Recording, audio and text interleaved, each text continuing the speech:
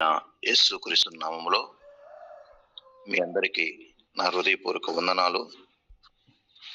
గడిచిన కాలమంతయు దేవుడు మనం కాచి కాపాడి సజీవ లెక్కలు ఉంచి మరొక దినాన ఈ ఉదయ కాలములో మనకందరికి ఇచ్చినందుకు ఆ దేవాదేవునికి మహిమ కలుగును గాక. ఆమేన్.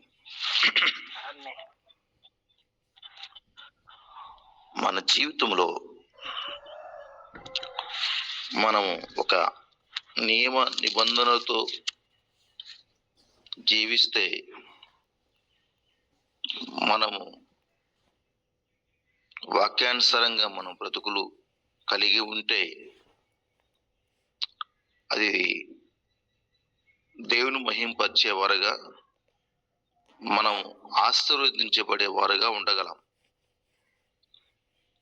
ఇంట్లో కానీ సంఘములో కానీ బయట కానీ మన ఆధ్యాత్మికమైన విషయాలలో ఒక క్రమ పద్ధతిలో ఉంటే మనము ఎప్పుడు దేవుని సన్నిధిలో భయముతో వణుకుతో బ్రతుకుతూ ఉండగలం. ఒక ఆటగాడు ఎంతో కష్టపడి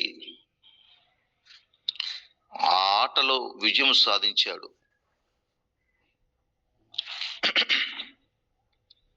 అయితే అతడు దేశానికి గొప్ప పేరు తీసుకురావటం వలన ప్రఖ్యాతలతో సంతోషాలతో సంబరాలతో వాళ్ళు చేసుకుంటూ ఉన్నారు. దేశానికి గొప్ప పేరు తెచ్చారు అని. అయితే బహుమతి కూడా పొందుకున్నాడు. 2 రోజుల తర్వాత ఆటకు సంబంధించిన అధికారులు ఆట ఆడే వ్యక్తి యొక్క రూమును చెక్ చేసినప్పుడు అక్కడ ఉద్రేకత కలిగించిన ఆ యొక్క డ్రగ్స్ను వాడినట్లుగా నిర్ధారణ అవ్వటం వలన ఆ సంతోషము ఆ ఆనందము 2 రోజుల వరకే ముగిసిపోయింది. ఆ పేరు ఆ ప్రఖ్యాతులు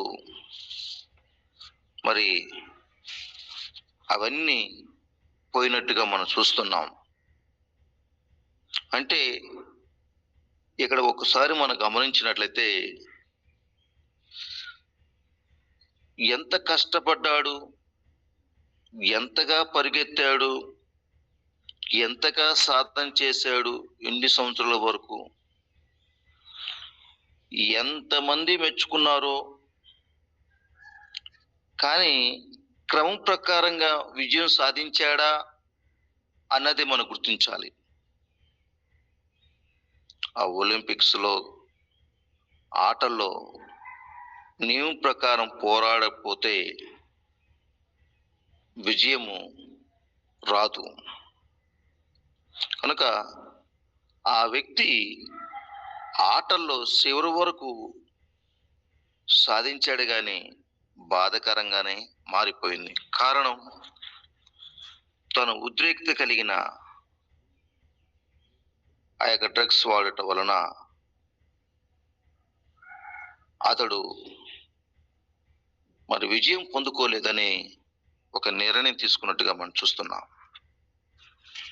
కనుక నియమ నిబంధనలతో చాలా ప్రాముఖ్యము మనకందరికీ. పౌలు గారు 2 తిమోతి రాసిన పత్రిక 2వ అధ్యాయము 5వ వచనం మనం చూస్తే, జట్టి అయిన వాడు పోరాడునప్పుడు నియమం ప్రకారం పోరాడుకుంటే వానికి కిరీటము దొరకదు. జట్టి అయిన వాడు పోరాడునప్పుడు నియమం ప్రకారం పోరాడుకుంటే వానికి కిరీటము దొరకదు. కనుక మనం సరిగా పరిగెత్తేవారుగా ఉండాలి. దేవుని వాక్యములో కొన్ని నియమాలు రాసి ఉంచాడు. ఆ నియమం ప్రకారము నువ్వు నేను పరిగెత్తుతూ దేవుని వాక్యములో చూసుకుంటూ కుటుంబాన్ని, బంధువులను, పిల్లలను పెంచటములో, బాధల్లో, అపార్థాలలో, ఆత్మీయ పోరాటంలో, స్వస్థతలో, పరిశుద్ధాత్మ ఎదుగుదలలో, క్రొత్త విశ్వాసులను నడిపించుటలో, తప్పిపోయిన వారిని నిలబెట్టుటలో, అనేక విషయాలలో మనము వాక్యం ప్రకారంగా సమస్తము జరిగించాలి. జట్టి అయిన వాడు పోరాడినప్పుడు నియమం ప్రకారం పోరాడుకుంటే వానికి కిరీటము దొరకదు అని వాక్యం మనకు స్పష్టంగా తెలియజేస్తుంది. కనుక మనం ఇప్పుడు చెప్పుకున్న వాటన్నిటిలో వాక్యములో వెతుకుతూ వాటి ప్రకారం మనం జరిగించాలి. 2 పేతురు రాసిన పత్రిక 1వ అధ్యాయము 3వ వచనాన్ని మనం జ్ఞాపం చేసుకున్నప్పుడు, జీవమునకును భక్తికిని కావలసిన వాటన్నిటినీ ఆయన మనకు దయచేయుచున్నాడు. జీవమునకును భక్తికిని వాటన్నిటినీ ఆయన మనకు దయచేయుచున్నాడు. కనుక వాక్యము మార్పు లేని నియమ నిబంధనలు అనేది మనం గమనించాలి. మార్పు లేనిది. ఈ జట్టి అయిన వాడు లేక ఈ ఆటగాడు నువ్వు నేనే అని గుర్తిస్తూ పౌలు గారు తెలియజేస్తున్న మాట, నువ్వు నేనే. మనం చదువుకున్న కొన్ని పట్టికలు మనం గమనిస్తున్నట్లయితే సమయ ప్రకారంగా పరిగెత్తుతూ మొదటి స్థానం నిలబడాలి. అలా కాకుండా క్రమంగా పరిగెత్తకుండా అక్రమంగా పరిగెత్తేసి ముందు నిలిచినా గాని నువ్వు నేను ఓడిపోయిన వారమే. నియమం ప్రకారంగా మనము పరిగెత్తాలి. దేవుని వాక్యంలో కొన్ని నియమ నిబంధనలు పొందుపరిచాడు. ఈ నిబంధనలు మార్పు లేనివి, అవి స్థిరమైనవి, సరైన మార్గంలో నడిపించేది. ఈ నియమ నిబంధనలు ఒక దీపస్తంభం లాంటిది. అది ఓడవారికిని దిక్కుతూచిగా ఉంటూ వాటిని ఒక క్రమంలో నడిపించడానికి ఉపయోగం ఉంటుంది. ఈ యొక్క దీపస్తంభము అక్కడే ఉంటుంది కానీ ఓడ వెళ్ళవలసి ఉంటుంది దాన్ని చూసుకుంటూ. కనుక మనం దేవుని వాక్యానుసారంగా మనం పనులు జరిగిస్తూ ఉండాలి. మనము ప్రతిదినము పరిశీలన చేసుకునే వారుగా ఉంటూ ఉండాలి. అన్ని విషయాలు చూసుకుంటూ యథార్థంగా నీతి నిజాయితీతో మనం పరిగెత్తుతూ ఉండేవారుగా ఉండాలి. దేవుని కృప వల్ల నీకు నాకు లేక ప్రతి ఒక్కరికి ఒక్కొక్క స్థానం ఇచ్చాడు. ఆమేన్. ఆ స్థానమును దేవుని మహిమకరంగా ఉపయోగించుకుంటూ దేవుని చూస్తూ క్రమం ప్రకారంగా నువ్వు నేను పరిగెత్తాలి. క్రమం ప్రకారంగా నువ్వు నేను పరిగెత్తాలి. చాలా మంది పిల్లలు నిద్ర రాకపోతే అమ్మో దయ్యం వస్తుంది, నువ్వు నిద్రపోకపోతే అది నిన్ను పట్టుకుని పోతుందని పిల్లవాడు కనులు మూసుకునే విధంగా నిద్రపోయే విధంగా చేస్తాం. అప్పుడంటూ అమ్మయ్యా పిల్లోడు నిద్రపోయేళ్లే అని మనం భావిస్తూ ఉంటాం. కానీ అది మనం భ్రమలో వెళ్ళిపోతుంది అంతే. లేక పిల్లవాడు నిద్ర వచ్చిందే కాదు, అతడు భయముతో అలాగ నిద్రపోతూ ఉంటాడు. ఆ పిల్లవాడికి ఏం తెలుసు అది అబద్ధాలని, ఆ పిల్లవాడికి తెలుసు అది నిజమని. కానీ అతని జీవితంలో ఎలా పనిచేస్తాయంటే అది భయంకరంగా ఉంటుంది ముందుగా. కనుక ఇలాంటి విధానం మనకు ఉండకూడదు, భయపెట్టే విధంగా. సో ఈరోజు బాగున్నారులే అని అనుకునే విధంగా చేస్తే అది కొద్ది కాలమే, తర్వాత యథాస్థితిగా ఉంటుంది మన జీవితాలు. అంటే మనము అబద్ధాలు మోసాలతో మనం ఉండకూడదు. ఆయన కొరకు నిబంధనలతో మనం జీవిస్తూ జాగ్రత్తగా ఉండాలి. మన యొక్క ప్రథమ కర్తవ్యం నిబంధనలతో పరిగెత్తుతూ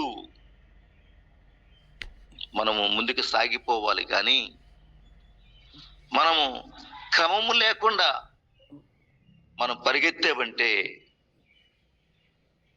మన బ్రతుకు ఒక గడ్డి పువ్వులాగా కనిపించే విధంగా ఉంటుంది. కనుక ప్రభునందు ప్రియమైన వాళ్ళారా, మనము క్రమ పద్ధతిలో మనం పరిగెత్తడానికి మనం ముందు వెళ్దాం. వాక్యానుసారంగా 1 కొరింథీయులకు రాసిన పత్రిక 3వ అధ్యాయము 10 నుండి 13 వచనం వరకు మనం చూస్తే, దేవుడు నాకు అనుగ్రహించిన కృప చొప్పున నేను నేర్పరి అయిన శిల్పాకారుని వలె పునాది వేసి తిని, మరి ఒకడు దాని మీద కట్టుచున్నాడు. ప్రతి వాడు దాని మీద ఎలాగూ కట్టుచున్నాడు జాగ్రత్తగా చూసుకోవాలను.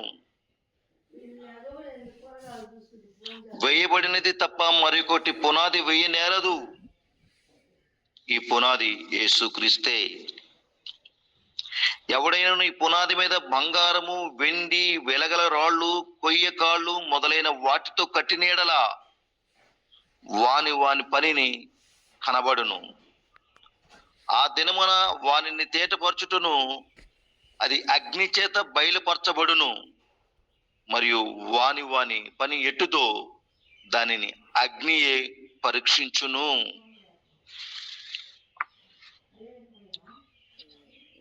మనం గమనించాలి, పౌలు గారు తమ సామర్థ్యతలతో అవకాశాలన్నీ దేవుడు మనకు ఉచితంగా ఇచ్చాడు అనేది మనకు తెలియజేస్తున్నాడు. ఈ సామర్థ్యము ఎవరి వలన కలుగుతుందంటే మన బలము, మన జ్ఞానముతో కలగలేదు, కానీ మన సామర్థ్యము దేవుని వలనే కలుగుతున్నదని 2 కొరింథీయులకు రాసిన పత్రిక 3వ అధ్యాయం 5 నుంచి 6 వచనం వరకు మనం చూస్తాం. కనుక మనం చూస్తున్న మాటలో దేవుడు మనకు అనుగ్రహించిన కృప చొప్పున నేను నేర్పరైన శిల్పకారుని వలె పునాది వేసి తిని, మరి ఒకడు దాన్ని మీద కట్టుచున్నాడు. ప్రతి వాడు దాని మీద ఎలాగూ కట్టుచున్నాడు జాగ్రత్తగా చూసుకోవాలను. కనుక పౌలు గారు కొరింథీ సంఘంలో పునాది వేశాడు. తర్వాత ఇతరులు అక్కడ పనిని చేస్తూ మొదలుపెట్టే విధంగా ఉన్నాడు. అంతేకాకుండా ఎవడైనా ఈ పునాది మీద బంగారము, వెండి, వెలగల రాళ్ళు, కోయగాళ్ళు మొదలు వాటిని కట్టిన ఎడలా, కట్టేవారు ఆత్మీయ వ్యక్తులై ఉండి దేవుని వాక్కులోని అమూల్యమైన సత్యాలను ఉపదేశిస్తూ వాటు అనుసరించే వారైతే విలువ కలిగిన లోహాలతో, మణిమాణిక్యాలతో వాడుతున్నాడన్న మాటను మనం గమనిస్తున్నాం. అలా కాక లోక సంబంధాలతో, సొంత ఆలోచనలతో ఉపయోగిస్తూ జీవించి కొనసాగించే వ్యక్తి చెక్క, గడ్డి, కోయికలను ఉపయోగిస్తున్నాడన్న మాటను మనం గమనించాలి. ప్రభునందు ప్రియమైనవారా, కనుక వాని పని కనబడును, ఆ దినమున వాని తేటపరచును, అది అగ్ని చేత బయలుపరచబడును, మరియు వాని పని ఎట్టుదో దాన్ని అగ్నియే పరీక్షించును.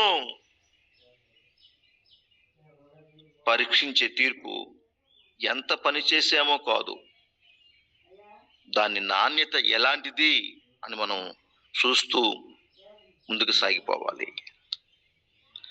ఎంత శ్రద్ధతో, భయముతో, వణుకుతో దేవుని పని చేయాలి అనేది మనం గమనించాలి. నాణ్యత కలిగిన ఉపదేశం మనం అందించే వారుగా ఉండాలి. అందుకే 1 కొరింథీయులకు రాసిన పత్రిక 2:3 చూస్తున్నాము. మరియు బలహీనతతోనూ భయముతోనూ ఎంతో వణుకుతోనూ మీ యొద్దకు నుంటిమి అని పౌలు గారు కొరింథీ సంఘానికి తెలియజేస్తున్నాడు. బలహీనతతోనూ భయముతోనూ ఎంతో వణుకుతోనూ మీ యొద్దకు నుంటిమి. కనుక ప్రభునందు ప్రియమైనవారా, వాని పని కనబడును, ఆ దినము వాని తేటపరచును, అది అగ్ని చేత బయలుపరచబడును, వాని పని ఎట్టుతో దానిని అగ్నియే పరీక్షించును. మన కట్టే విషయంలో మన హెచ్చరికలు చేస్తున్నాడు. మన పరిచర్య ఒక క్రమ పద్ధతిలో, ఒక నాణ్యత కలిగిన విధంగా ఉంటే ఆ పరీక్షలో నిలిచిపోతుంది. లేదా మన లోక సంబంధమైన జీవితాలతో కొనసాగించామంటే అది బూడిదిగా మారుస్తుంది.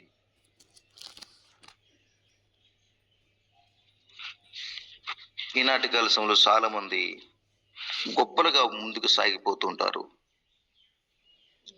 ఆ పరిచర్య చూసే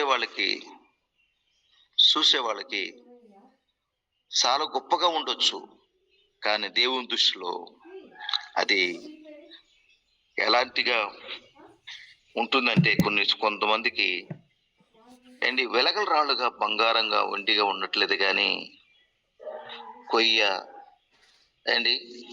మరి గడ్డితో వారి జీవితాలు అలా నడిపిస్తున్నట్టుగా మనం చూస్తున్నాం. మనం పరిశుద్ధాత్మ సహాయముతో మనం పరిచర్య జరిగిస్తూ మనం దేవుణ్ణి సంతోషపెట్టేవారుగా ఉండాలి. ఏమి చేసాము, ఏమి సాధించాము అనేది కాదు, కానీ దేవుడిచ్చిన ఆ నియమం ప్రకారంగా మనం బ్రతుకుతూ మన సేవ పరిచర్యలో అనేక మందిని దేవునికు నడిపించే వారుగా ఉండాలి. కనుక మనకు కూడా ఒక పరీక్ష సమయం ఉంటుందని మనం పరిశీలించుకుంటూ దేవుడు మనకు అనుగ్రహించిన ఆ దయను కాపాడుకుంటూ నియమ ప్రకారంగా పనిచేస్తూ ఆయన ముఖమును మనం చూస్తూ అనుదినమును మనము ముందుకు సాగిపోయే వారుగా ఉండాలని ప్రభుపేట మనం చేస్తున్నాం. కనుక ప్రభునందు ప్రియమైన దేవుని బిడ్డలారా, ఈ దినాన మనం జ్ఞాపం చేసుకోవాల్సిన మాట మరొకసారి జ్ఞాపం చేసుకుందాం. నియమం ప్రకారంగా, నిబంధనతో మనం ముందుకు సాగిపోతాం. జట్టు అయిన వాడు పోరాడినప్పుడు నియమం ప్రకారం పోరాడుకుంటే వానికి కిరీటము దొరకదు. కనుక మనము నియమం నిబంధన ప్రకారంగా, వాక్యానుసారంగా మన పిల్లలు పెంచే విషయంలో, ఆత్మీయ పోరాటంలో, మరి పరిశుద్ధాత్మ ఎదుగుదలలో, మరి కొత్త విశ్వాసాలు నడిపించే విషయంలో, తప్పిపోయిన వారిని నిలబెట్టే విషయంలో, మన వీటన్నిటిని వాక్యములో వెదుగుతూ వాటి ప్రకారంగా సమస్తమును మనం జరిగించేవారుగా ఉండాలి. కనుక మార్పు లేని నిబంధన అనేది ఆయన వాక్యములో చూసుకుంటూ మరి క్రమ పద్ధతిలో మనం పరిగెత్తాలి. ఒక దీపస్తంభాన్ని చూసుకొని ఓడ ఏ విధంగా అయితే నడుస్తుందో అది చక్కగా వెళ్ళగలదు. అదే ఆ యొక్క దీపస్తంభమైన లైట్ హౌస్ మనం చూడకుండా ఆ ఓడ నడిపాడంటే అది ప్రమాదములో చిక్కుకుంటుందని మనం జ్ఞాపకం చేసుకోవాలి. పిల్లలని భయపెట్టి నిద్రపుచ్చవచ్చు, అబద్ధాలు ఆడవచ్చు, కానీ అది దాని వలన చాలా భయంకరంగా ఉంటుంది భవిష్యత్తులో. కనుక అబద్ధాలతో మోసాలతో మనం ఉండకుండా అండి ప్రథమ స్థానము దేవుణ్ణి సంతోషపెట్టేవారుగా ఉందాం. నీవు ప్రకారంగా మనం పరిగెత్తేవారుగా ఉందాం. అలా ఉన్నప్పుడు దేవునికి దీవెనలు మనతో ఉంటూ మనం ముందుకు సాగిపోయేవారుగా ఉంటాం. లేని ఎడల మనం గడ్డి పువ్వులాగా కనిపించకుండా పోయే స్థితిలో ఉంటున్నాం. కనుక ఇందాక మనం చదువుకుంటున్నాం కాబట్టి వేయబడిన తప్ప మరొక పునాది వేయనేరదు. ఈ పునాది యేసుక్రీస్తే. ఎవడైనా ఈ పునాది మీద బంగారం, వెండి, వెలగల రాళ్ళు, కోయగాలు మొదలైన వాటితో కట్టినేడలా వాని పని కనబడును. ఆ దినమును వాని తేటపరచును. అది అగ్ని చేత బయలుపరచబడును. వాని పని ఎటుదో దానిని అగ్నియే పరీక్షించును. కనుక ఈ విషయాలన్నిటిని జ్ఞాపం చేసుకొని మనం దేవుడి దయను కొరకు అనుగ్రహిస్తూ ఆయన నియమం ప్రకారంగా పనిచేస్తూ ఆయన ముఖమును చూస్తూ అనుదినమును ముందుకు సాగిపోతాం. దేవుడి మాటలు మన వినికిడిలో దీవించబడును గాక. ఆమేన్.